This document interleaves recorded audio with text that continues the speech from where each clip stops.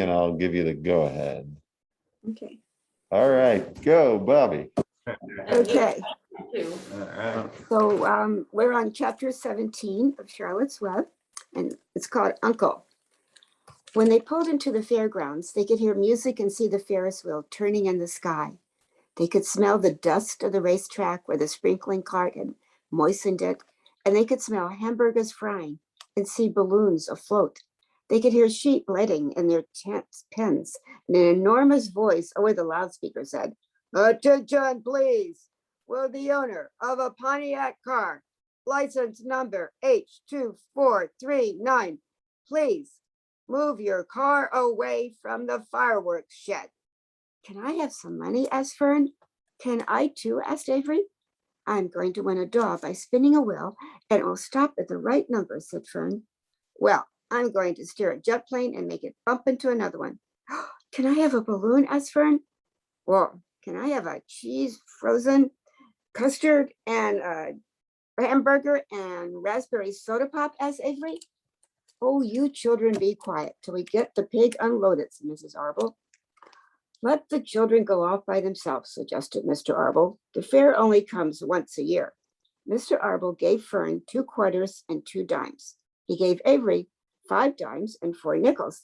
"Now run along," he said, "and remember, the money has to last all day.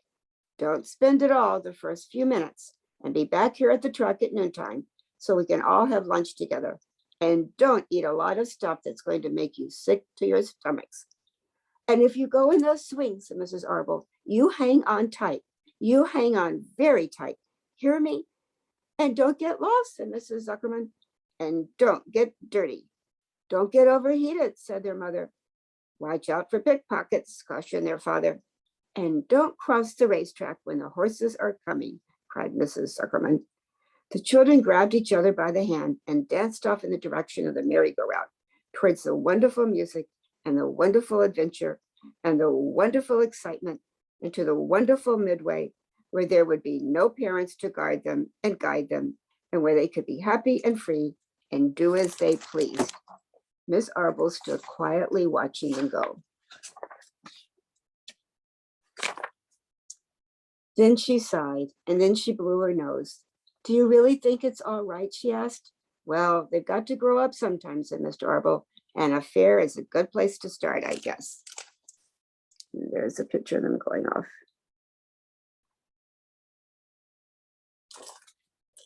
While Wilbert was being unloaded and taken out of his crate and into his new pig pen, crowds gathered to watch. They stared at the sign, "Zuckerman's Famous Pig." Wilbert stared back and tried to look extra good. He was pleased with his new home. The pen was grassy, and it was shaded from the sun by a shed roof. Charlotte, watching her chance, scrambled out of the crate and climbed a post to the underside of the roof.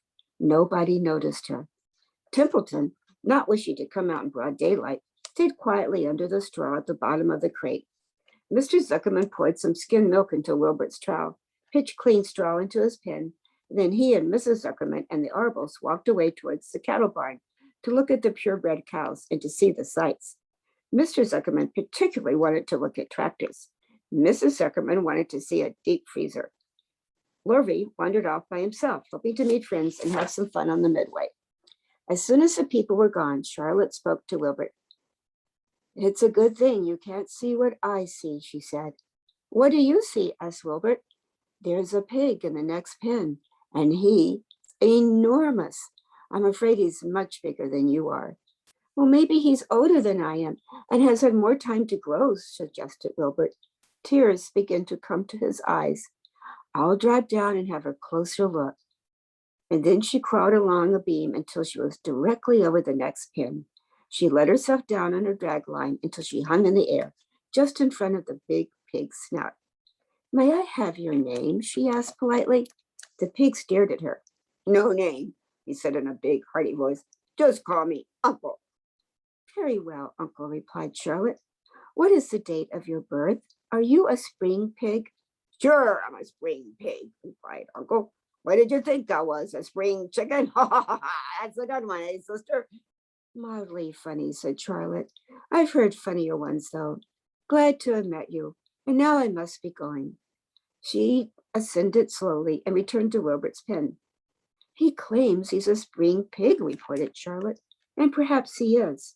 One thing is certain, he is a most unattractive personality. He's too familiar, too noisy, and he cracks weak jokes. Also, he's not anywhere near as clean as you are, nor as pleasant. I took quite a dislike to him in our brief interview. He's going to be a hard pig to beat, though, on account of his size and weight. But with me helping you, Wilbert, it can be done. When are you going to spin a web? Asked Wilbert. This afternoon late, if I'm not too tired, said Charlotte. And there's Charlotte in front of Wilbert's snout. The least thing tires me these days. I don't seem to have the energy I once had. My age, I guess. Wilbert looked at his friend. She looked rather swollen, and she seemed listless. Oh, I'm awfully sorry to hear that you're feeling poorly, Charlotte, he said. Perhaps if you spin a web and catch a couple of flies, you'll feel better. Perhaps, she said wearily, but I feel like the end of a long day. Clinging upside down to the ceiling, she settled down for a nap, leaving Wilbert very much worried. All morning, people passed Wilbert's pen.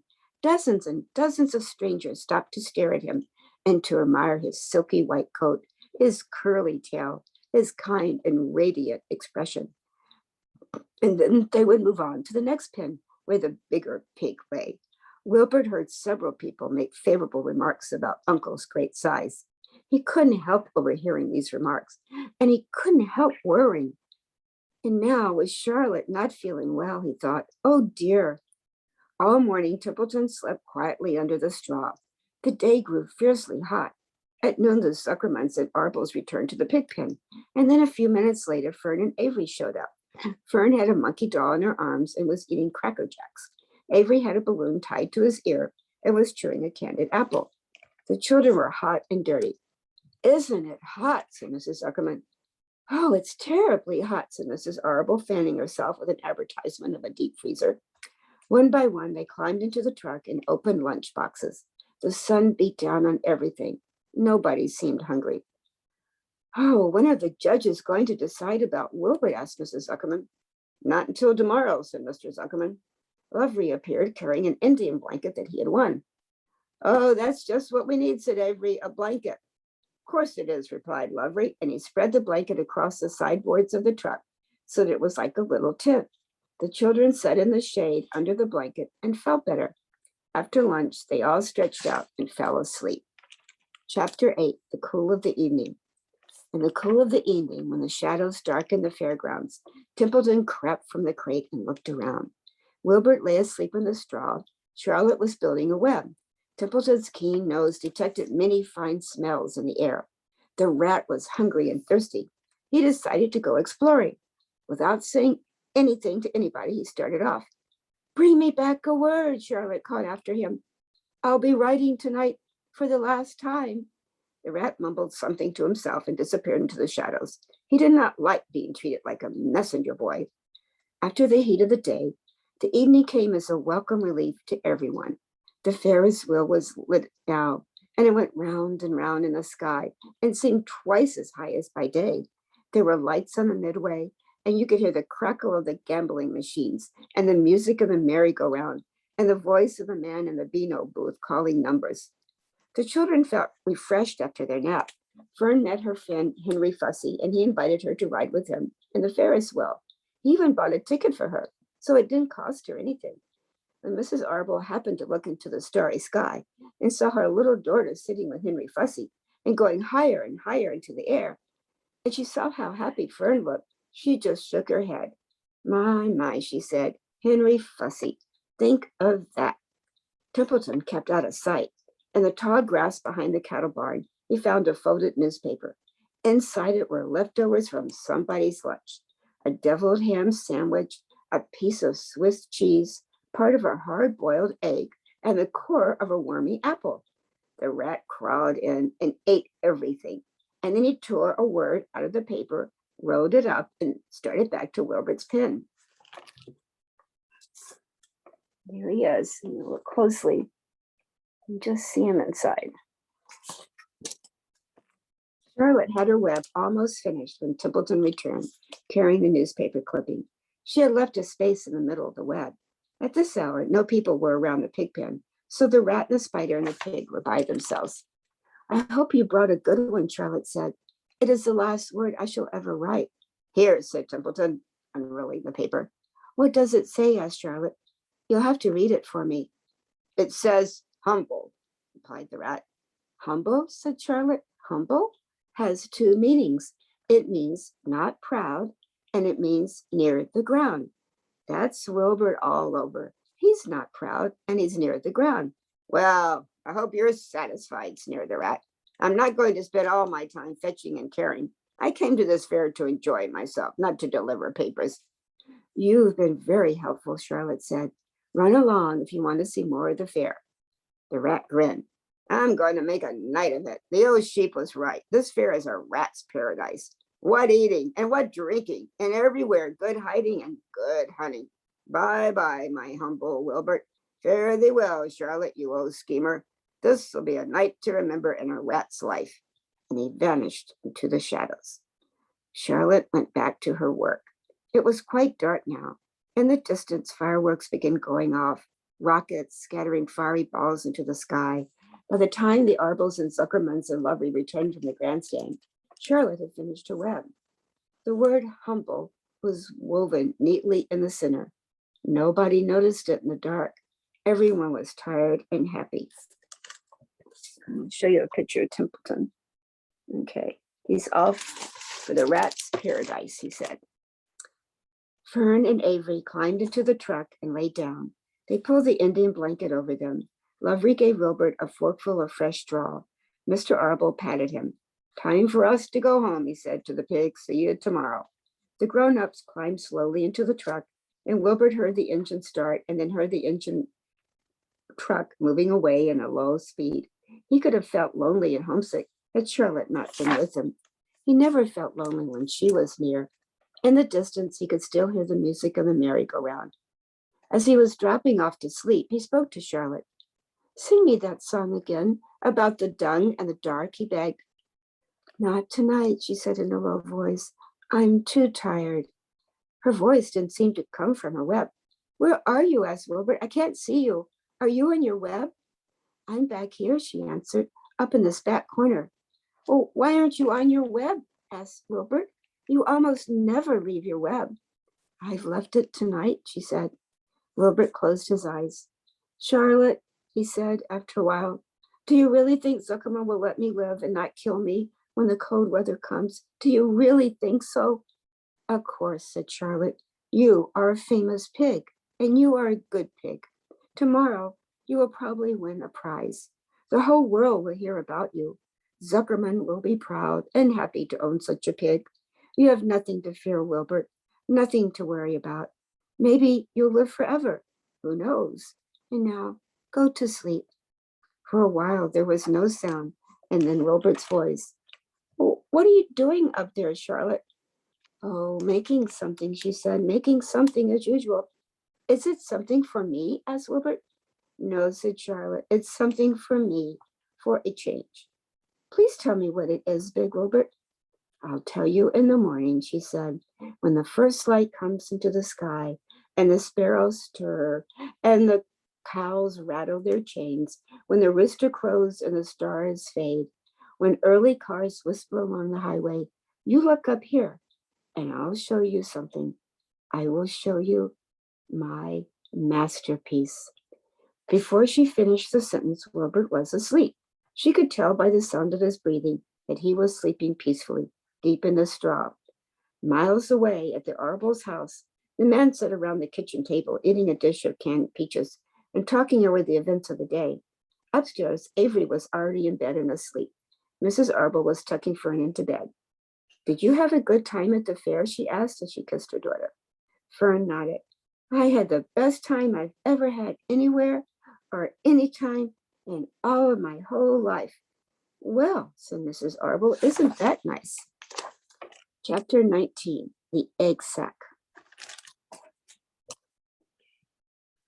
Referring to. Next morning, when the first light came into the sky and the sparrows stirred in the trees, when the cows rattled their chains, and the rooster crowed, and the early automobiles went whispering along the road, Wilbert awoke and looked for Charlotte. He saw her overhead in a corner near the back of his pen. She was very quiet. Her legs were spread wide, and she seemed to have shrunk during the night. Next to her, attached to the ceiling, Wilbert saw a curious object.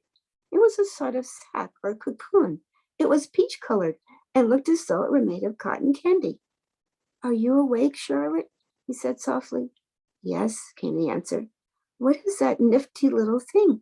Did you make it? I did indeed, replied Charlotte in a weak voice. Is it a plaything? Plaything? I should say not. It is my egg sack, my magnum opus. I don't know what a magnum opus is, said Wilbert. That's Latin, explained Charlotte. It means great work. This egg sack is my great work, the finest thing I have ever made. What's inside it? Asked Wilbert. Eggs? 514 of them, she replied. 514, said Wilbert. You're kidding. No, I'm not. I counted them. I got started counting, so I kept on just to keep my mind occupied. Oh, it's a perfectly beautiful egg sack, said Wilbert, feeling as happy as though he had constructed it himself. Yes, it is pretty, replied Charlotte, patting the sack with her two front legs. Anyway, I can guarantee that it is strong. It's made out of the toughest material I have. It's also waterproof. The eggs are inside and will be warm and dry. I'll show it to you again.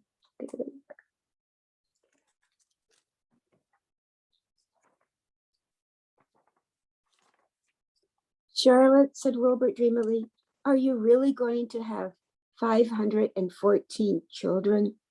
If nothing happens, yes, she said. Of course, they won't show up until next spring. Wilbert noticed that Charlotte's voice sounded sad. What makes you so downhearted, Charlotte? I should think you'd be terribly happy about this. Oh, don't pay any attention to me, said Charlotte. I just don't have much pep anymore. I guess I feel sad because I won't ever see my children. What do you mean you won't see your children? Of course you will. We'll all see them. It's going to be simply wonderful next spring in the barn cellar with 514 baby spiders running around all over the place. And the geese will have a new set of goslings, and the sheep will have their new lambs. Maybe, said Charlotte quietly. However, I have a feeling I'm not going to see the results of last night's efforts. I don't feel good at all. I think I'm languishing, to tell you the truth. Wilbert did not understand the word languish, and he hated to bother Charlotte by asking her to explain. But he was so worried he felt he had to ask, what does languishing mean? It means I'm slowing up, feeling my age. I'm not young anymore, Wilbert, but I don't want you to worry about me. This is your big day today. Look at my web. Doesn't it show up well with the dew in it? Charlotte's web never looked more beautiful than it looked this morning. Each strand held dozens of bright drops of early morning dew. The light from the east struck it and made it all plain and clear. It was a perfect piece of designing and building. In another hour or two, a steady stream of people would pass by, admiring it and reading it and looking at Wilbert and marveling at the miracle. As Wilbert was studying the web, a pair of whiskers and a sharp face appeared. Slowly, Templeton dragged himself across the pen and threw himself down in a corner. I'm back, he said in a husky voice. What a night. The rat was swollen to twice his normal size. His stomach was as big around as a jelly jar. There is Templeton, fat and happy. What a night, he repeated hoarsely. What feasting and carousing, a real gorge. I must have eaten the remains of 30 lunches. Never have I seen such leavings, and everything well ripened and seasoned with the passage of time and the heat of the day. Oh, it was rich, my friends, rich. You ought to be ashamed of yourself, said Charlotte in disgust. It would serve you right if you had an acute attack of indigestion. Don't worry about my stomach, snarled Templeton. It can handle anything. And by the way, I've got some bad news. As I came past that pig next door, the one that calls himself Uncle, I noticed a blue tag on the front of his pen. That means he won first prize. I guess you're licked, Wilbert. You might as well relax. Nobody's going to hang any medal on you. Furthermore, I wouldn't be surprised if Zuckerman changes his mind about you. Wait till he gets a hankering for some fresh pork, smoked ham, and crisp bacon. He'll take a knife to you, my boy. Be still, Templeton, said Charlotte. You're too stuffed and bloated to know what you're saying. Don't pay any attention to him, Wilbert. Wilbert tried not to think about the rat, what he had just said. He decided to change the subject. Templeton, said Wilbert, if you weren't so dopey, you would have noticed that Charlotte has made an egg sac. She's going to become a mother. For your information, there are 514 eggs in that peachy little sack. Is this true? Asked the rat, eyeing the sack suspiciously. Yes, it's true, sighed Charlotte. Congratulations, muttered Templeton. This has been a night. He closed his eyes, pulled some straw over himself, and dropped off into a deep sleep. Wilbert and Charlotte were glad to be rid of him for a while. At 9 o'clock, Mr. Arbel's truck rode into the fairgrounds and came to a stop at Wilbert's pen. Everybody climbed out. Look, said Fern, look at Charlotte's web. Look what it says. The grown-ups and the children joined hands and stood there, studying the new sign. Humble, said Mr. Zuckerman. Now, isn't that just the word for Wilbert? Everyone rejoiced to find the miracle of the web had been repeated. Wilbert gazed up lovingly into their faces. He looked very humble and very grateful. Fern winked at Charlotte. Lovely got busy. He poured a bucket of warm slops into the trough, and while Wilbert ate his breakfast, Lovely scratched him gently with a smooth stick. Wait a minute, cried Avery. Look at this. He pointed to the blue tag on Uncle's pen. This pig has won first prize already. Oh, no. The Zuckermans and the Arbels stared at the tag. Mrs. Zuckerman began to cry. Nobody said a word. They just stared at the tag. Then they stared at Uncle. Then they stared at the tag again. Lovely took out an enormous handkerchief and blew his nose very loud. So loud, in fact, that the noise was heard by the stable boys over at the horse barn. Can I have some money? Asked Fern. I want to go out in the midway. You stay right where you are, said her mother. Tears came to Fern's eyes. What's everybody crying about? Asked Mr. Zuckerman. Let's get busy. Edith, bring the buttermilk. Mrs. Zuckerman wiped her eyes with her handkerchief. She went to the truck and came back with a gallon jar of buttermilk. Bath time, said Zuckerman cheerfully. He and Mrs. Zuckerman and Avery climbed into Wilbert's pen. Avery slowly poured buttermilk on Wilbert's head and back, and as it trickled down his sides and cheeks, Mr. and Mrs. Zuckerman rubbed it into his hair and skin. Passers-by stopped to watch. Pretty soon, quite a crowd had gathered. Wilbert grew beautifully white and smooth. The morning sun shone through his pink ears. He isn't as big as that pig next door, remarked one bystander, but he's cleaner. That's what I like. So do I, said another man. He's humble, too, said the woman, reading the sign on the web. Everybody who visited the pig pen had a good word to say about Wilbert. Everyone admired the web. And of course, nobody noticed Charlotte. Suddenly, a voice was heard in a loudspeaker. Attention, please. Will Mr. Homer Zuckerman bring his famous pig to the judge's booth in front of the grandstand? A special award will be made there in 20 minutes. Everyone is invited to attend. Crate your pig, please, Mr. Zuckerman, and report to the judge's booth promptly. For a moment after this announcement, the Arbels and the Zuckermans were unable to speak or move. Then Avery picked up a handful of straw and threw it high into the air and gave a loud yell. The straw fluttered down like confetti into Fern's hair. Mr. Zuckerman hugged Mrs. Zuckerman. Mr. Arbel kissed Mrs. Arbel. Avery kissed Wilbert. Lovely shook hands with everybody. Fern hugged her mother. Avery hugged Fern. Mrs. Arbel hugged Mrs. Zuckerman.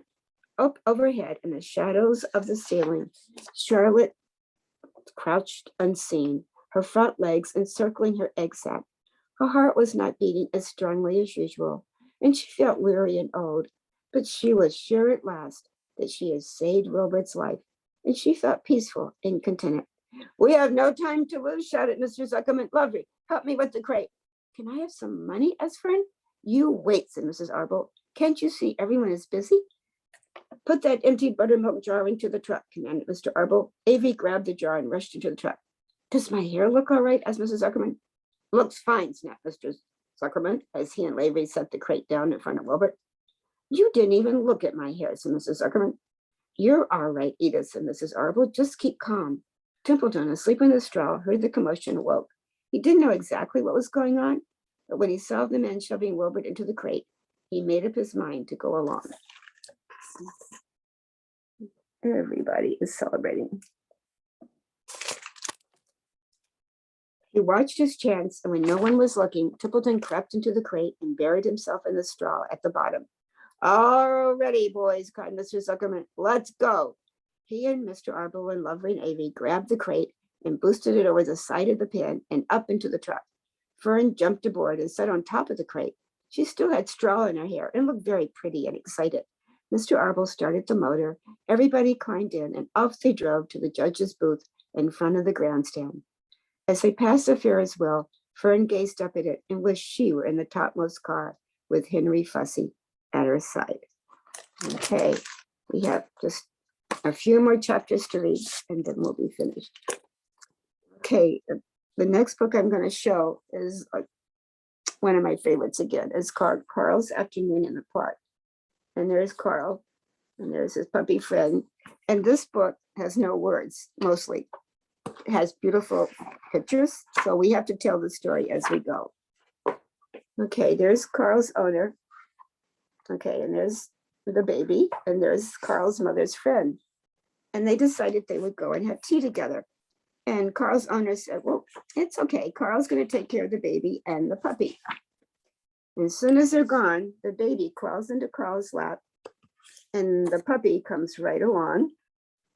And she points to the merry-go-round, just like in the fair that we heard the kids were going on. So the next picture, there's Carl. He's pretending he's one of the animals on the merry-go-round. And there's the baby holding the puppy on the merry-go-round as they go around. The next thing they do, they jump into the flowers, and the baby's holding on tight. The puppy's right with Carl, and they're going off on another adventure to see what else is happening. Before they leave the flowers, though, they sniff all around. Where's the baby? Uh-oh, baby's disappeared. Nope, there's the baby holding onto the flowers, and there's the puppy who's found a stick. Ah, that's what they're doing. See the hose? Somehow the hose that was irrigating the waters has been, squirted right into Carl, who's getting a nice shot of cool water. And there's the puppy saying, I wish you would do that to me. So they all decided they would roll in the grass and dry off. Puppies and babies and dogs like to do. The next scene, they're at the balloon man. It's a balloon lady, and they've found a dog balloon, and Carl is being very gentle with it so he won't pop it. And the puppy has a balloon in its mouth. Okay, and I think what happens next is the balloon takes the puppy up in the air, but the baby has a hold of the puppy's leg, riding on the back of Carl's. And they get an ice cream cone, and the baby shares it with her friends. Being quite an adventure. And there they go, they're riding the train, and who do they pass? The moms. Yep, looks like they're having tea together, having a tea party, some other moms. But what do you know, they go to a petting zoo. And what do they see, you guys? It's a pig. It's like an uncle pig. It is huge. And the baby is not afraid at all, goes right up to it. Okay, there's Carl barking at the seal. And there's the puppy riding on top of a lamb's back. So they all find something pretty special to do. Uh-oh. Next scene. The ram is chasing the puppy away. Carl's got the baby on his back who is petting the donkey.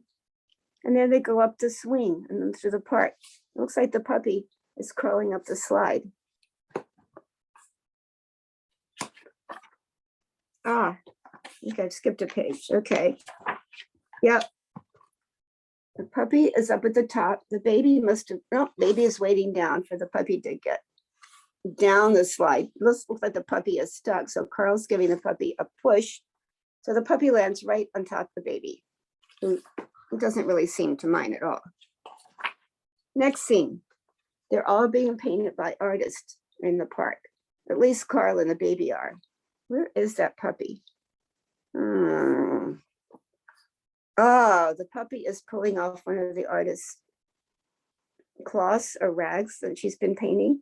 So he's getting in a little bit of mischief, I'd say. Now they're taking a view of the park, and they all have their own little devices for looking like, and what do they see? They see bugs. It must be what the puppy's looking. Uh-oh, Carl sees the mothers are finishing their tea party. So he knows he has to go. And baby, oh, does she see? No, who's looking at the bird in the tree? But there is a bird in the tree. But they realize, Carl realizes anyway, he's got to get everybody back. So there he goes, rushing along with baby on his back, puppy following, just in time to lie down, all three together, back where they started. And what does the mother say? Oh, we didn't mean to be gone so long. I hope you three didn't get bored. No, I don't think they were bored. They had a whole afternoon of fun. And that's Carl's afternoon in the park. Okay, it's a good sort of a transition book because we're going to be leaving the months of summer so we can go in the park, entering into the fall season. And yeah, it's something that we can talk about right now, the transition stages.